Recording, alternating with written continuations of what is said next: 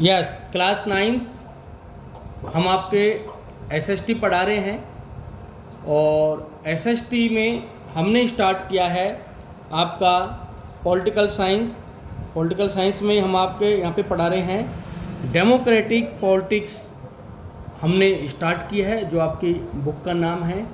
और इसमें जो हमने चैप्टर जो स्टार्ट किया है आपका, वो चैप्टर फर्स्ट चैप्टर है। और what is democracy, Y democracy, कि हमें डेमोक्रेसी की आवश्यकता क्यों पड़ती है और डेमोक्रेसी है क्या। हमने इस चैप्टर की स्टडी कंटिन्यू कर रहे हैं और हमने इसके फीचर्स पे आ गए हैं। और आज हम इसके फीचर्स में आज हम पढ़ेंगे major decision by elected leader. कहने का अर्थ ये है कि अगर हम डेमोक्रेसी की बात करते हैं तो हम देखते हैं कि डेमोक्रेसी में हम अपने लीडर्स चुनते हैं, कैंडिडेट्स चुनते हैं और उन लीडर्स के थ्रू हमारे देश की जो गवर्नमेंट चलती है। यानी कहने का मेरा अर्थ है, I am telling about you clearly, कि जिन लीडर्स को हम चुनते हैं उन लीडर्स के द्वारा हमारे देश की गवर्नमेंट चलती है और उन्हीं के द्वारा जो डिसीजन लिए जाते हैं उन्हीं डिसीजन को देश में इम्प्लीमेंट किए जाते हैं। सबसे पहले मैं यहाँ से रीडिंग स्टार्ट कर रहा हूँ। In Pakistan, General Parvez Musharraf lead a military troop in October 1999। इसको बेटा अंडरलाइन करना है, आपका 1 नंबर का क्वेश्चन आ सकता है। कि जैसे कि हम बात करते हैं कि इससे पहले अगर हम देखते हैं कि जो सिटीजन के द्वारा, पीपल के द्वारा जो लीडर चुने जाते हैं वो गवर्नमेंट चलाते हैं और उनको हम डेमोक्रेसी कहते हैं, क्योंकि वो जो गवर्नमेंट चल रही है अकॉर्डिंग टू वो पीपल, जनता के द्वारा चल रही है। लेकिन अगर हम बेटा देखते हैं कि कई बार ऐसे होता है कि कई देश में मिलिट्री शासन आ जाता है, यानी जो मिलिट्री का हेड होता है वो जो इलेक्टेड गवर्नमेंट होती है उसको वो साइड में कर देता है, उसको सस्पेंड कर देता है और पूरे देश का जो प्रशासन है वो अपने हैंड में ले लेता है। ऐसे ही अपने नेबर कंट्री है पाकिस्तान, 99 में वहाँ के जो सोल्जर हैं, वहाँ के जो आर्मी हैं, उसके जो हेड थे जनरल परवेज मुशर्रफ, उन्होंने क्या किया कि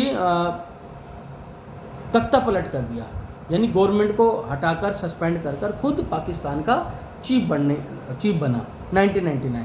अब सुनो, जब पाकिस्तान का चीफ बना तो सारी पावर किसी एक पर्सन के हैंड में आ गई। क्योंकि हमारी कंट्री में जो पावर्स हैं, हम अपने इंडिया की बात करते हैं, इसमें तो क्या होता है कि पावर्स स्टेट के हैंड में भी हैं और सेंटर के भी हैंड में है, दोनों के हाथों में है। ठीक है, सेंटर के अपने अलग सब्जेक्ट हैं, उस पर वो डिसीजन करती है और स्टेट्स के अलग हैं। लेकिन जब ऐसा ही कोई सैनिक कह सकते हैं कि कोई आर्मी पर्सन जब हेड बनता है, तख्ता पलट होता है, गवर्नमेंट को सस्पेंड कर देते हैं, तो सारी पावर एक हाथ में होती है। मैं आगे पढ़ रहा हूँ।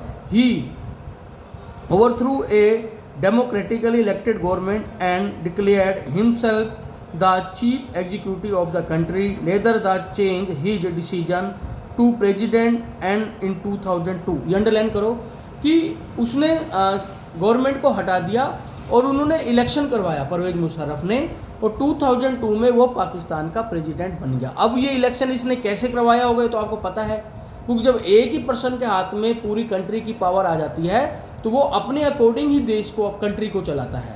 तो उन्होंने किस प्रकार से धांधली करके, हम कह सकते हैं कि जो भी है अपने अकॉर्डिंग डिसीजन बनवाया होगा।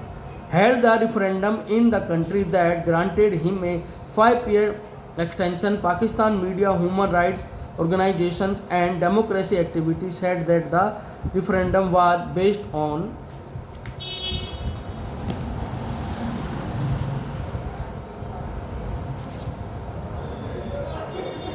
mal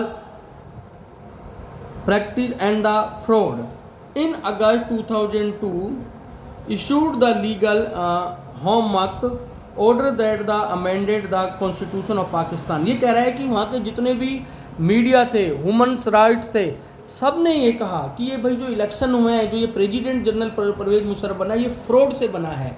इसने जो रिफरेंडम कराया इसने फेयर नहीं कराया, इलेक्शन फेयर नहीं हुए, ये सारा की सारा इसने फ्रॉड के द्वारा।